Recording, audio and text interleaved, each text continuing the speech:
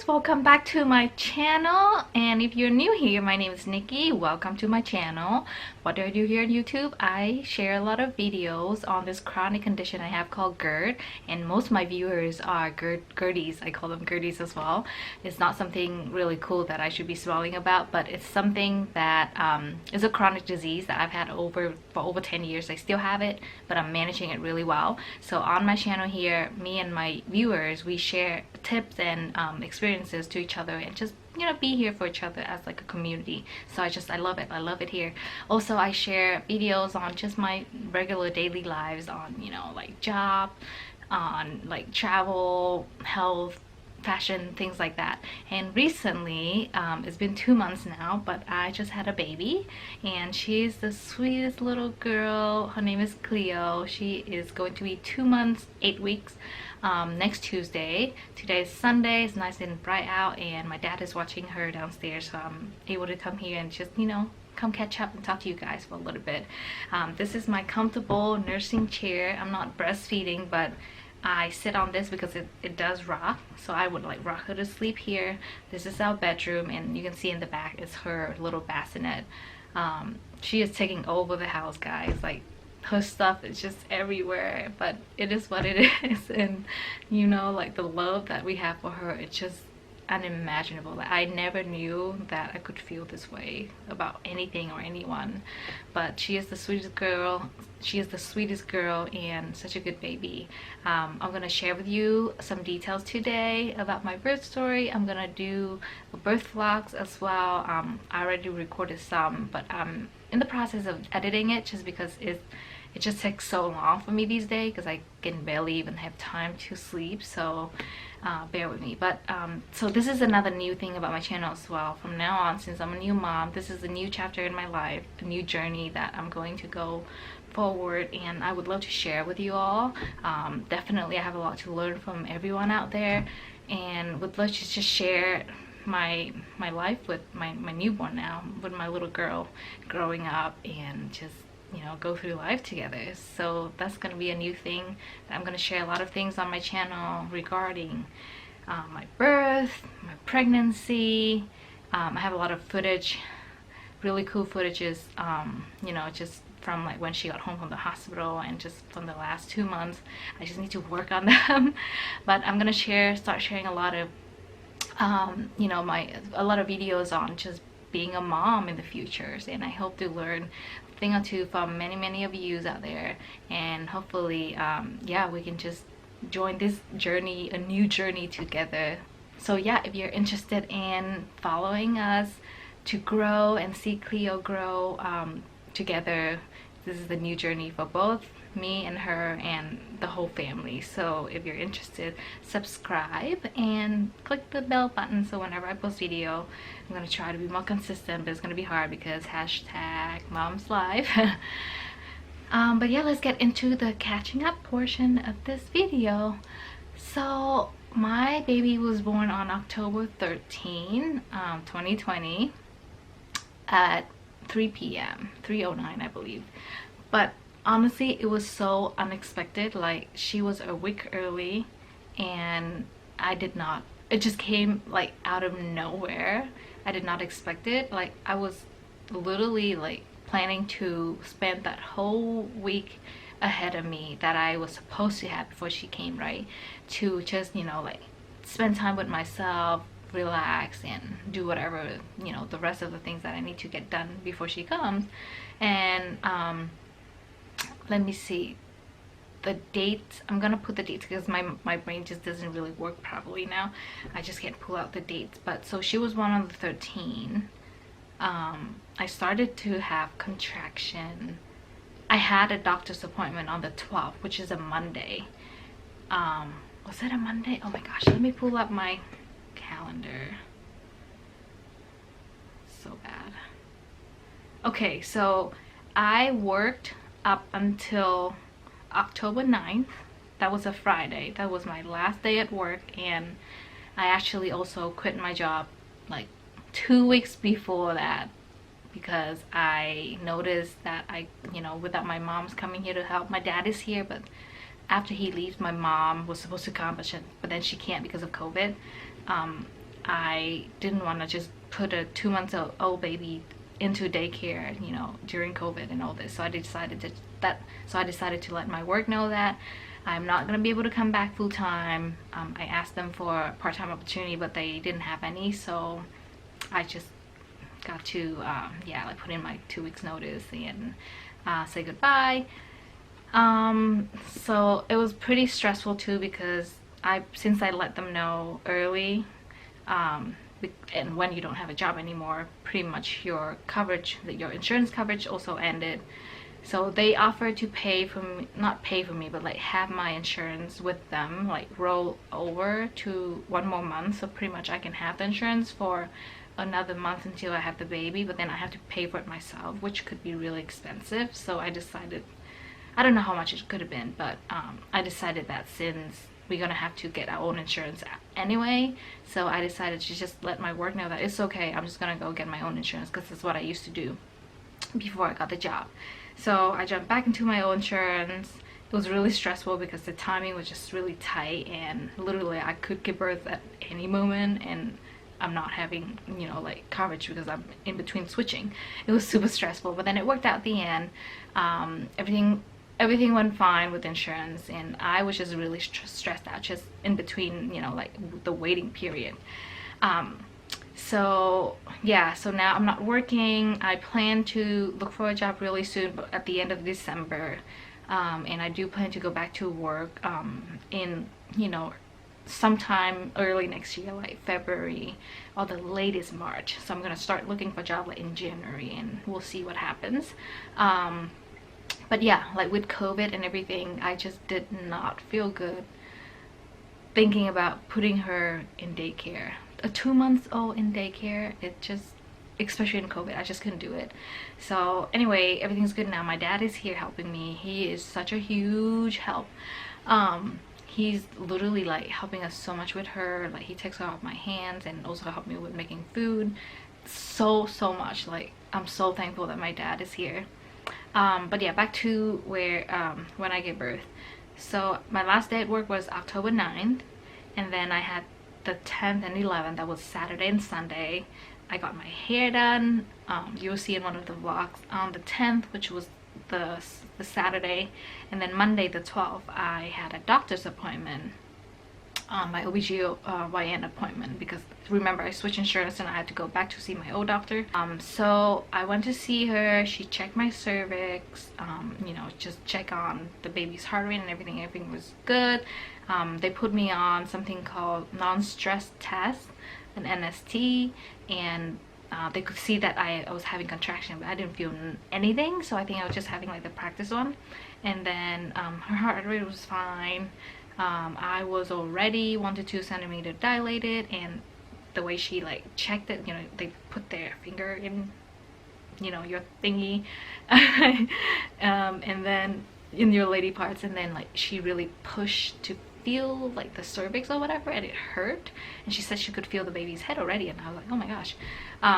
So from that moment I left to go home, and from that moment I got home, I started to feel like pain down there, just like nothing serious, but like because she was pushing a lot down in my cervix, so I could just start to feel like cramp, like period cramps, really bad period cramps.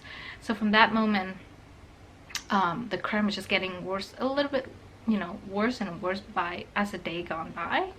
And then that night, which is that Monday night, the 12th, around I would say 7-8 p.m., like after dinner time, I just started to get like more cramping feeling, and like what I felt was more like a stomach ache, like when you have, you know, like bad stomach ache with diarrhea, like the pain down there, like cramping, that kind of pain. So I mean, I've never gotten pregnant or given birth before, so I don't know how it felt. I didn't know like what a contraction would feel like. So I would just keep feeling these like stomach ache, right? I call them stomach ache. And I also kept feeling like I needed to go to use the bathroom, like number 2. So I thought like, god damn it, I must have eaten something bad.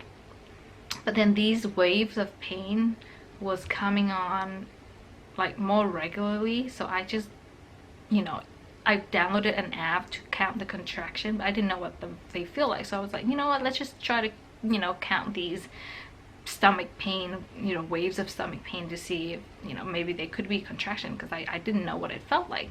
So I did time them, and they were like, first they were kind of random, and then like a few hours later, this is like close to like 10 p.m., they start to become very regular, like every 3 or 4 minutes. They were painful, but it was tolerable. Like, you know, I feel like I would have been okay, just, you know, stay home and just ride through those pain. But then my husband decided to call the hospital, and they said to come in, and I was still, I don't know, in my mind I was like, they're just gonna send me home, it's still early, there's no way, and these doesn't feel like contraction. They literally just felt like stomach ache for me, like, you know, down my lower abdomen. Yeah, so, but we went to the hospital, and as soon as I got in, I think the contraction, but I still thought they were stomach ache, was getting worse and worse, and I was getting more of them. And the nurse, they put me in a triage room first. It was like a small tiny room. I was like, oh, I didn't know it was gonna be like the room gonna be staying in, but it was just really tiny and small and like stuffy. But it was just a triage, where they like assess you, like your symptoms and stuff. So the nurse checked, and I was already like 4 centimeter dilated, so I was officially in labor. So they kept me, and then they moved us to another room, which is my labor and delivery room. Way bigger, way more spacious, comfortable, and there was like a bed for Hubert next to me too. And yeah, so the contraction, I think they were pretty bad, but I was never like, I don't know, I think I went without the epidural for like 3 hours. I mean, the whole thing just happened pretty quick, like how I progressed. Like, you know, I got to the hospital, I was already 4 centimeters dilated, and then 2 hours later, when they moved me to the labor and delivery room, I progressed for like, I progressed 2 more centimeters. I was like 6 centimeters dilated. And then I decided, okay, I'm gonna go for the epidural. I don't know why I like almost like wanted to not get it, but I'm so glad I did, because it was getting really intense. Yeah, so after the epidural, which is around, I think it was like 2 a.m. or something, this is the 13, yeah, 2:30 a.m. I got the epidural, and then everything just like got so much better. I was so relaxed, and I was able to sleep. But after the epidural, I don't know what happened, but my I could feel the contraction, like the pressure, but no pain. But then the progress of my labor kind of stopped after the epidural. I don't know what happened, but then it just stopped. Like, I did not dilate anymore, and my water didn't break. And also at some point, like the baby's heart rate was kind of low, so like a whole team of 5-6 people came in and turned me, because after epidural, like I couldn't really move. Like, so after the epidural, I was pretty much numb from the waist down, so like I needed help to, like, you know, turn me, move me. So a bunch of people came in and, you know, like move me, turn me, to make sure like can get the baby's heart rate up. And so that scared me a little bit. And the epidural, it had a really kind of weird effects on me. Like, I was just getting super cold, so I was just like shaking, and my teeth was just like clenching for like a good hour or two after I've gotten the epidural. But then later on, like, it's kind of like, I don't know what happened, but like it went away, so I'm glad. But I was just really tired. I don't know if it was from the epidural or just being in labor. I was not in any pain at all, but I was just super tired. Like, I was just sleeping the whole time. Like, I couldn't even open my eyes. What else? So yeah, so we waited and waited for so many more hours. Pretty much I gave birth at 3 p.m. so that's more than 12 hours later. So we waited, I think like 8 more hours, and then I finally, no, I think like I waited for another 4 or 5 hours, and then the doctor came in. My water still didn't break. I was still only 6-7 centimeter dilated, so she decided to break my water. So after she broke my water, like 2 more hours after, it like quickly progressed.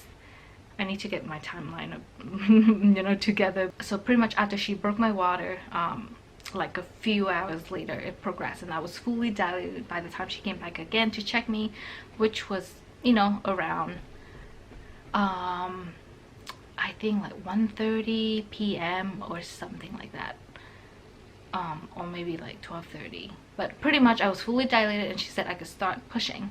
But then the doctor was not in the room for that whole like the next hour though, because like you need to just practice your pushing first, and then whenever like I guess like if you can push the head to be down far enough, so the doctor will come in at that point to like get you, just get the baby out.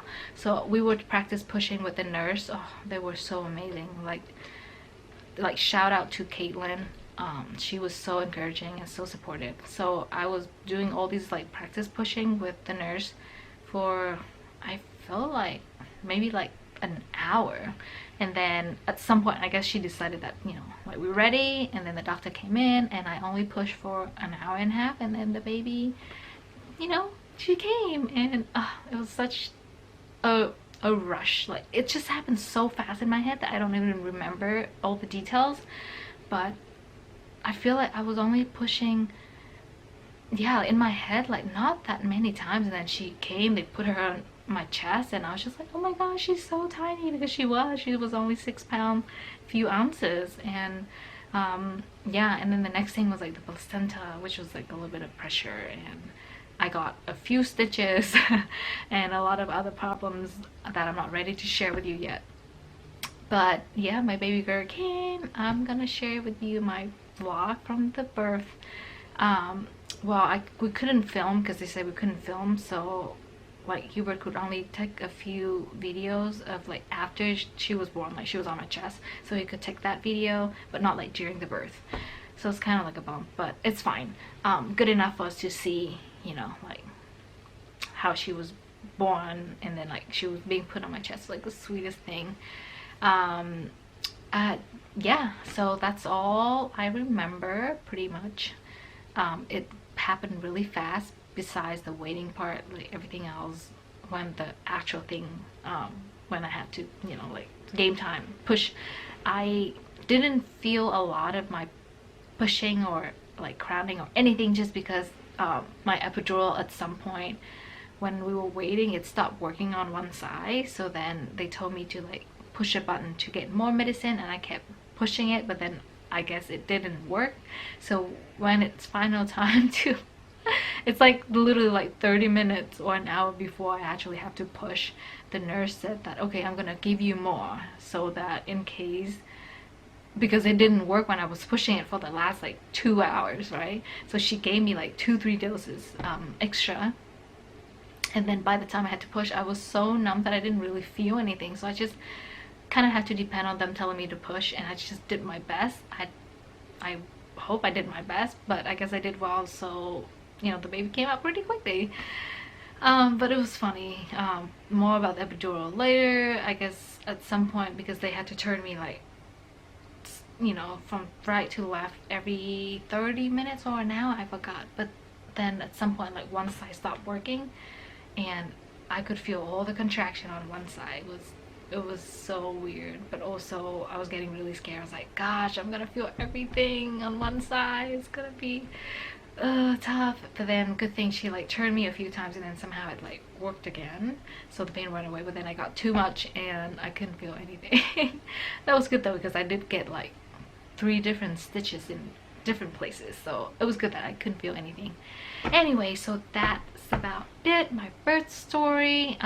Sorry, I hope I didn't like just ramble so much that you couldn't even follow, but pretty much what happened was, you know, my baby came early. She was almost 39 weeks though, so it was not like premature or anything, but earlier than I expected, and birth went really well. Baby was healthy.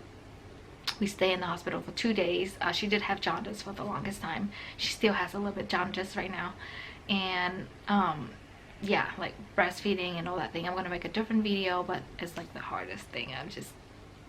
I don't know how so many of you guys out there, moms, you do it, you know, like applause to you, but I couldn't do it, so I've been bottle feeding her. But I'm gonna talk about this in a different video. Anyway, I don't want to keep this too long. I'm so glad to be back and share this story with you. I hope to see you soon. Hope you're doing well out there. Hope Gert is treating you well. My symptoms, since I've been eating the same way that I've been eating before I got pregnant, during pregnant, like I've been really good with eating, you know, like what my body needs, and nothing spicy, sour, acidic. All those things are not really good when you're breastfeeding either, because it could change the taste of the milk. So pretty much my diet is the same as before. Like the Gert friendly diet is so healthy and good for you, so you can just keep on doing it when you're pregnant and after you're pregnant. So I haven't experienced symptoms in so long now, guys. I'm feeling great, but of course I'm sure if I push it, if I want to eat something spicy, it'll come back. So yeah, don't feel like doing it right now though. So I hope you guys are keeping up with your diet. Just love yourself, put good things in your body. Just think of the food as your medicine now, because if you don't take care of yourself by eating good food, you're gonna have to eat medicine as food. So something to think about. Anyway, I'm gonna see you guys soon. Hope you guys are doing well, staying safe. Remember, just, you know, it's the pandemic is still here, so just take good care of yourself and your family. Okay, I'll see you guys soon. Take care. Bye.